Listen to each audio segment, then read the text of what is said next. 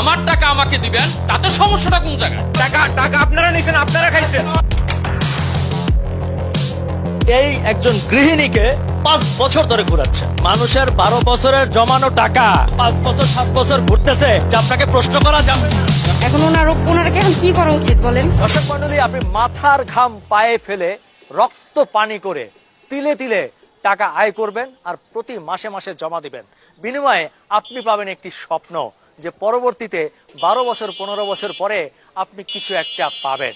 আর এই আশার নামই হচ্ছে ইন্স্যুরেন্স। উন্নত দেশে ইন্স্যুরেন্সের যথেষ্ট ভূমিকা লাইফে থাকলেও বাংলাদেশেই একমাত্র দেশ যেখানে লাইফ ইন্স্যুরেন্সের তেমন কোনো ভূমিকা নাই বললেই চলে। 12 বছর টাকাটা জমা দিছে।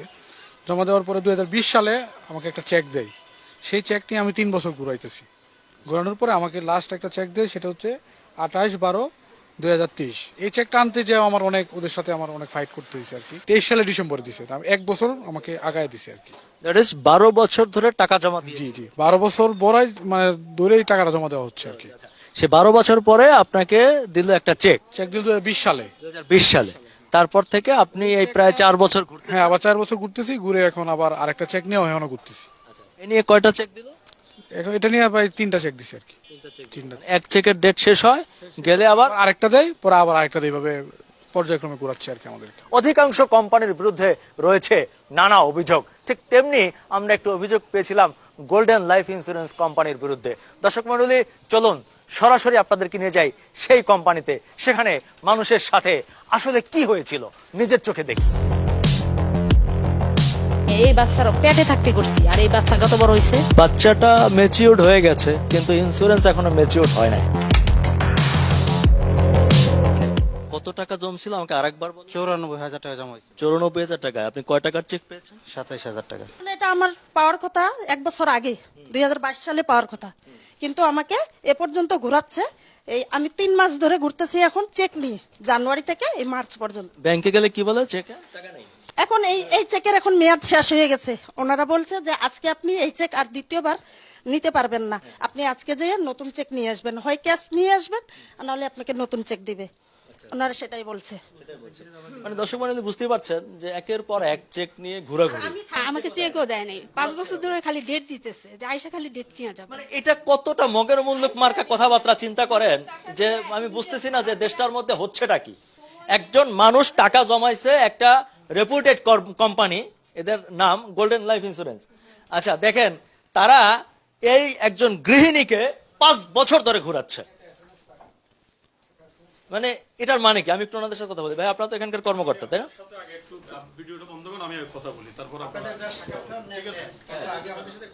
না, আমি তো কথা বলার জন্য আসছি।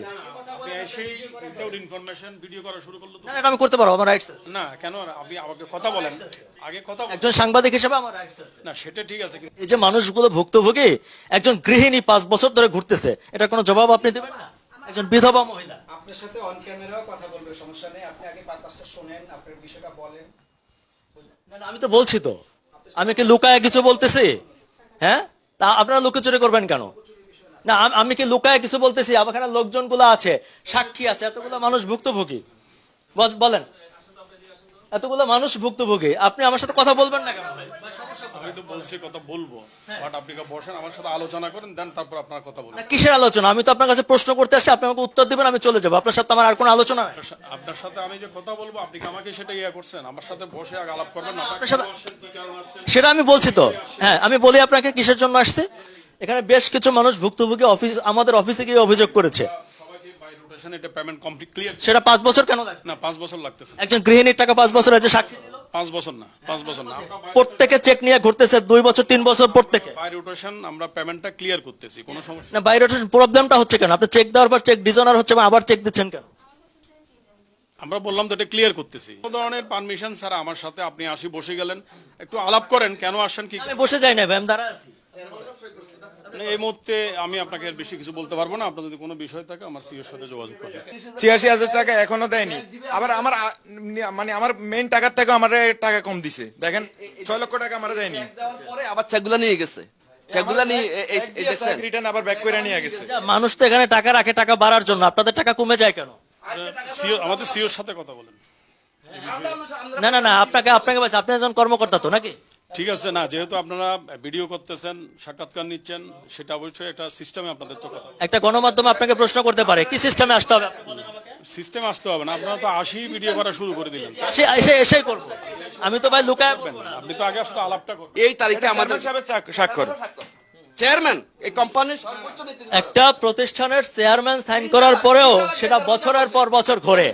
আমি জানি না যে এই প্রতিষ্ঠান বাংলাদেশে টিকে থাকে কিভাবে, মানে এরা কত ক্ষমতাবান। জি বলেন, এটিএন বাংলা দিবে টাকা?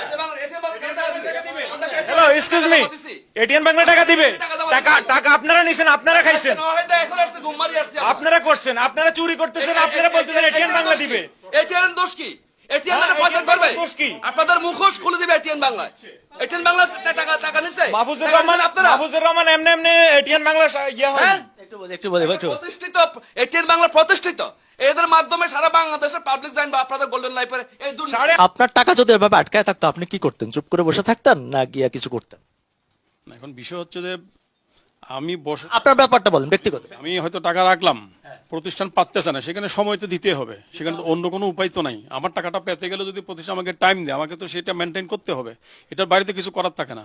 তো সুতরাং সেটা হচ্ছে বিষয়। হয়তো আমার থাকলে আমি সেটা হয়তো সময় নিয়ে আমার সমাধান যাতে হয় সেভাবে আমি আমার কতদিন সময়, মানে কিছু এই যে মানুষগুলো দেখছি অনেকে বৃদ্ধ, এত কিছুদিন পরে মারাও যেতে পারে, এটা দেওয়া লাগবে না, বেঁচে যাবেন। তো বলে দিলাম, আলোচনায় আপনাদের মধ্যে কোনো স্যাটিসফ্যাকশনে যদি না থাকতো তাহলে হয়তো আপনারা ডকুমেন্ট তৈরি করতে পারেন।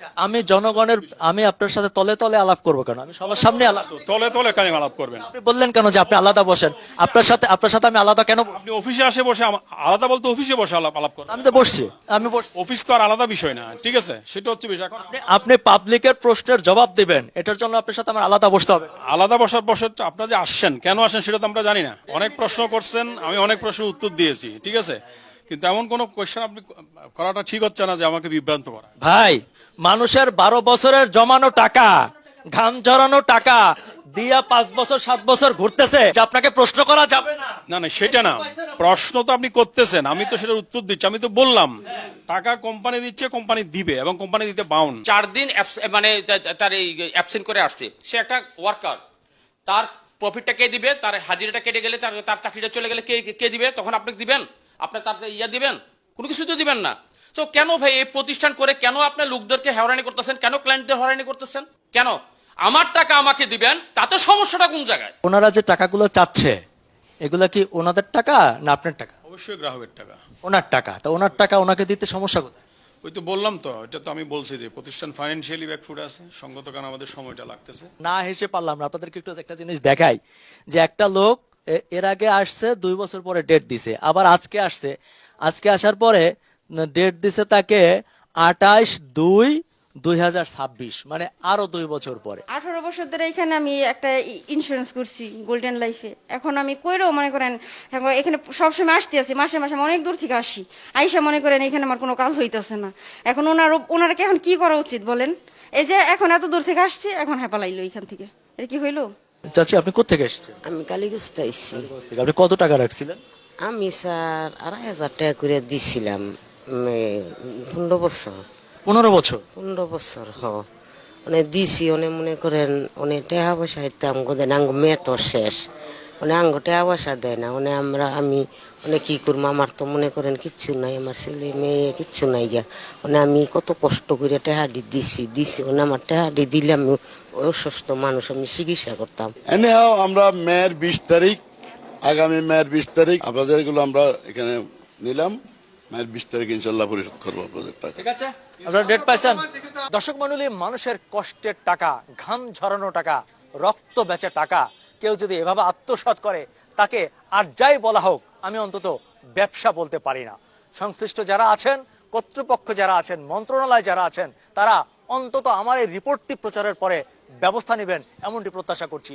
আলী আসগর ইমন, এটিএন বাংলা, ঢাকা।